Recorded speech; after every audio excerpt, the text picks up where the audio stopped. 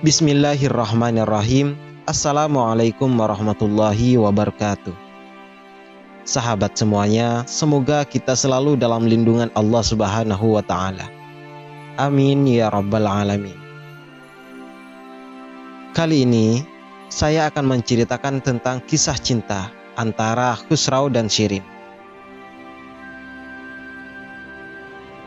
Tampan, muda, cerdas, kaya adalah gabungan yang sangat membahayakan bagi seorang laki-laki. Dunia dipenuhi banyak jebakan. Jika tidak hati-hati, karunia itu akan menuntun seseorang pada kehidupan yang menyusahkan. Itulah Khusrau, seorang pangeran Persia. Parasnya adalah simbol ketampanan sempurna seorang pemuda Persia. Matanya hitam, membuat bertekuk lutut setiap gadis yang dipandangnya.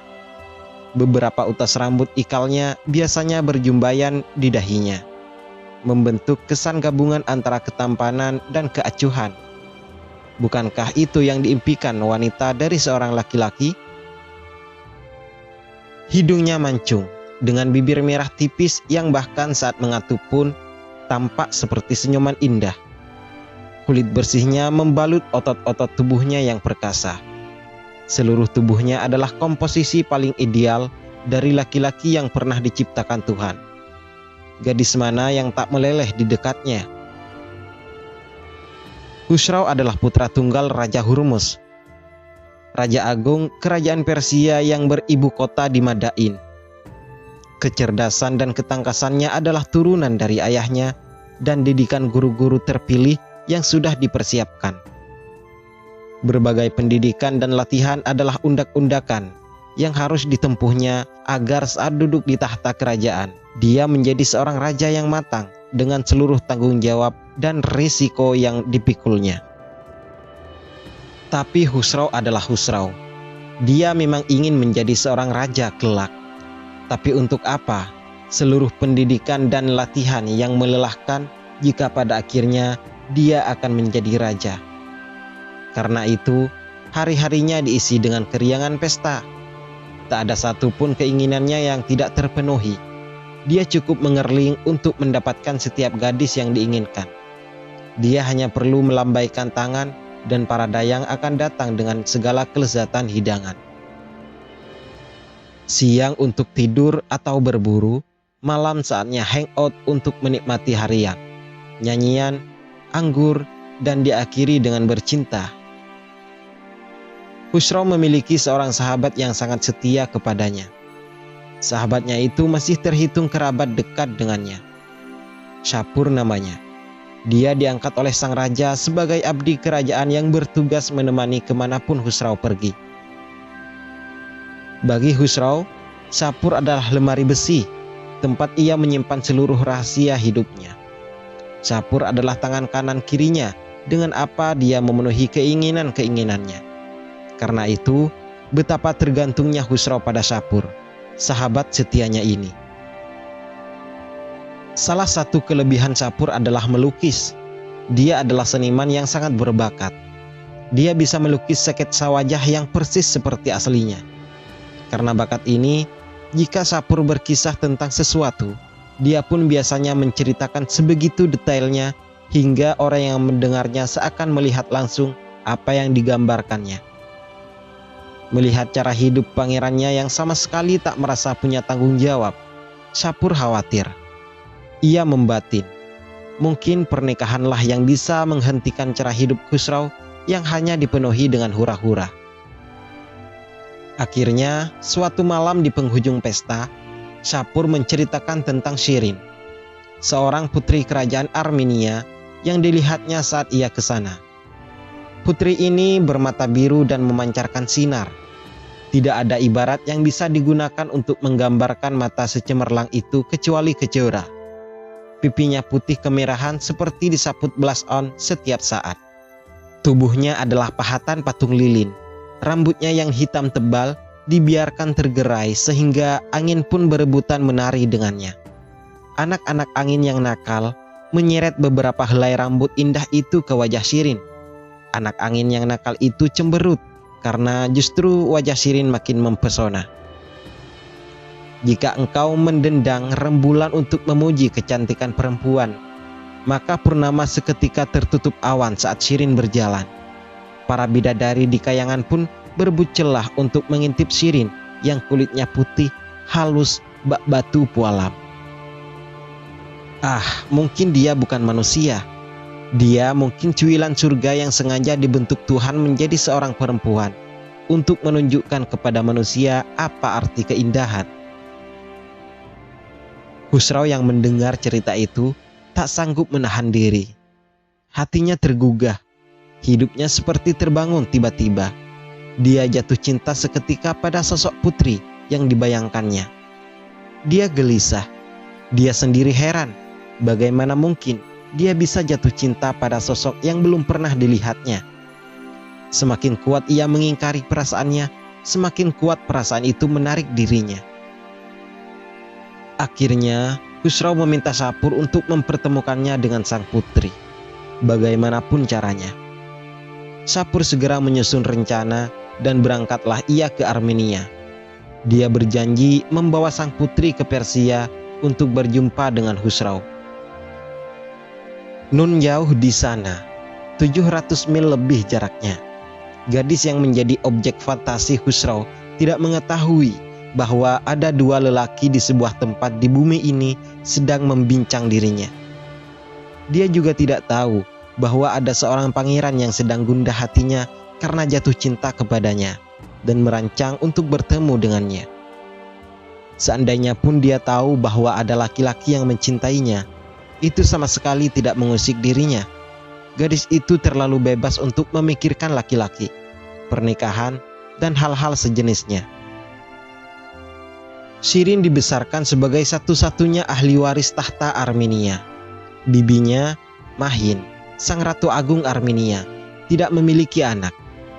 Karenanya, Shirin yang yatim piatu sejak kecil dianggap sebagai anak sekaligus penggantinya kelak. Shirin adalah perpaduan kecantikan, kecerdasan, ketangkasan, dan kebebasan. Yang membedakan diri dari Khusrau adalah tanggung jawab. Shirin sadar bahwa dia akan memanggul tanggung jawab besar sebagai seorang ratu. Karena itu, dia mempelajari berbagai keterampilan yang umumnya digandrungi para pria, seperti menunggang kuda dan berburu. Musim panas dengan cuaca yang cerah dengan bunga-bunga yang bermekaran di setiap tempat adalah kebahagiaan Armenia. Kebiasaan Shirin pada musim cerah begini adalah menghabiskan waktu berkemah di luar kota. Dia mendirikan tendanya di bawah air terjun yang dikelilingi dedaunan rimbun. Bersama dayang-dayang yang sudah dianggap seperti sahabatnya sendiri, dia berenang sendiri atau bersama-sama. Saat Shapur tiba di kota Armenia, dia tidak mendapati sang putri. Ia mendengar Shirin sedang berkemah di luar kota. Ia segera berangkat ke tempat perkemahan Shirin. Sepanjang jalan, dia memantapkan rencana yang sudah disusunnya agar Shirin mau menemui Khusrau. Saat matahari mulai condong ke barat, sampailah dia di lokasi di mana Shirin dan sahabat-sahabatnya menghabiskan musim panasnya.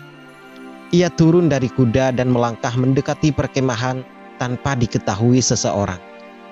Dari balik rimbunan pohon, dia melihat sekelompok perempuan yang sedang bermain-main, tertawa bahagia. Dia kemudian melihat ke sekeliling untuk mencari pohon yang mungkin akan menjadi tempat istirahat atau dilintasi oleh Shirin. Seakan Tuhan telah merancang segalanya untuk keberhasilan rencananya. Shapur menemukan sebatang pohon kenari di titik yang tepat seperti yang ia bayangkan. Kemudian diambillah lukisan diri Pangeran Khusrau yang digulung rapi di atas pelana kudanya. Itu dilukisnya sebelum dia meninggalkan Persia. Sang pangeran tampak sangat tampan dalam jubah satin berwarna biru tua dengan hiasan berlian dan batu safir. Tangan kanan sang pangeran tampak bertumpu pada pedang yang terselip di sabuk satinnya yang tipis di pinggangnya. Matanya tajam seakan memandang langsung mata pemandangnya.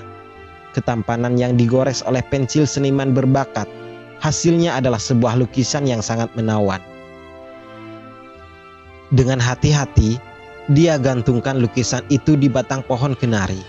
Syapur berharap entah bagaimana Shirin akan melihat lukisan itu dan jatuh cinta pada Khusraw. Selesai dengan semua itu, Syapur menjauh dan bersembunyi dari balik rimbunan hutan sambil menanti apa yang akan terjadi. Setelah sekian lama, Putri Shirin akhirnya memisahkan diri dari sahabat-sahabatnya dan berjalan seorang diri. Agaknya ia ingin menikmati alam sekitarnya seorang diri. Ia melangkah pelan-pelan sambil menghirup bau harum rerumputan yang dibawa sepoi angin hutan Armenia. Langkah kakinya semakin mendekat ke arah pohon kenari. Melihat kecantikannya, pasti pohon kenari itu melambaikan tangannya penuh harap agar Shirin menghampirinya dan menyadarkan tubuhnya. Seperti gadis manja yang sedang menghampiri kekasihnya, Shirin berjalan ke arah yang semakin mendekati pohon kenari itu. Langkah pelan dan sesekali berhenti sambil menutup matanya.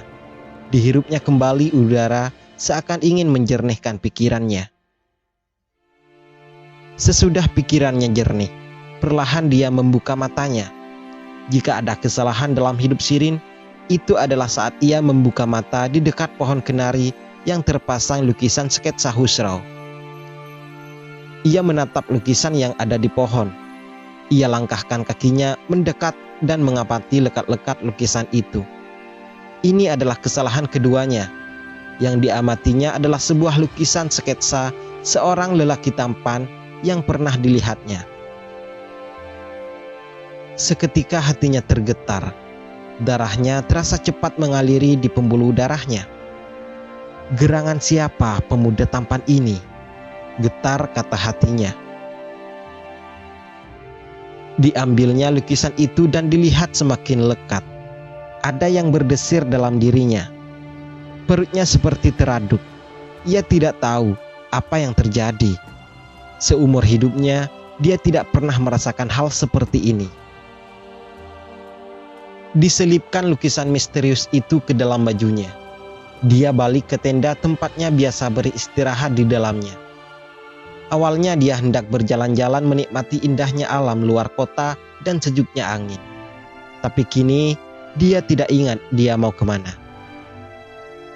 Sejak itu, detik-detik hidupnya adalah keresahan karena keinginan untuk menemui lelaki yang ada di gambar itu. Hari-harinya hanya dilalui dengan duduk menyendiri di pinggir sungai yang jernih. Makan hanya sedikit, itu pun sekedar untuk menyenangkan hati sahabatnya. Selebihnya, dia hanya diam. Bahkan kalau ditanya, seringkali hanya bengong dan tidak nyambung.